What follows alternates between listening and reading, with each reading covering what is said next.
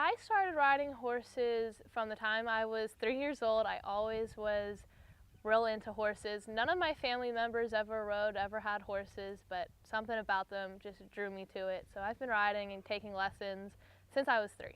I founded Pinnacle Stables in December of 2012. I run it. I'm the main trainer here. We do boarding, training, lessons, and sales. So I always have horses for sale if you're looking for something in particular. We get a lot of nice stock in and out.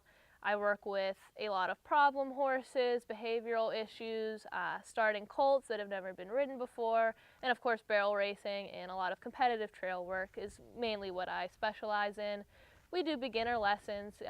We have horses of all size and temperament for riders of any type. We're located right in Plum, so it's real convenient to get to. The Ultimate X Showdown competition is a 100-day training competition for off-the-track thoroughbreds, and I've always had a real competitive nature, and I always like to see how I, compare to others. So it was really appealing to me to get out there and get my name out there, and also to give back to these horses that they've offered me so much. So it's a great opportunity for me to help off-the-track thoroughbreds as well. The horse I picked to use for the competition, his name was No More Rings, shortened to Rings. He was about 15.3 hands tall, dark bay, thoroughbred gelding. I liked his height and I liked his build. He was a little bit stockier, a little bit shorter than your typical, so that translates well to barrel racing. He was very temperamental at times. He had a very fiery spirit, no doubt, when I started him, but towards the end, we really started clicking. We got together really well. He would do anything I asked him to do. He rode around awesome, and we went out and he performed. Some of the obstacles we ran into with training on the thoroughbred is he was very sensitive to touch. Like when you were going to brush him and tack him up, he'd get a little kicky, a little agitated. So we just worked on being really gentle and slow with him, desensitizing him to new things, taking our time, and just really acclimating him well.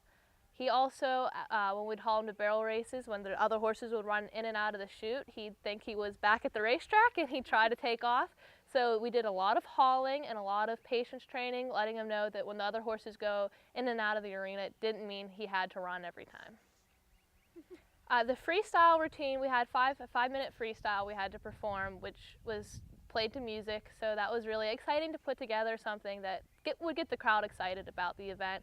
So we did a robber kind of thing, bandit kind of thing. I came in with a handkerchief around my face and a big trench coat, and we busted through a pair of saloon doors that I'd made, and we jumped over fire, and we shot a gun off his back and did a couple other little tricks. There was certain maneuvers we had to perform. So he went in and he really rocked it, got the crowd excited and cheering for us. So that was awesome. And at the end, when I found out I won, I was just so excited. I was just beside myself. I'd worked so hard for this, and I don't like to come in second.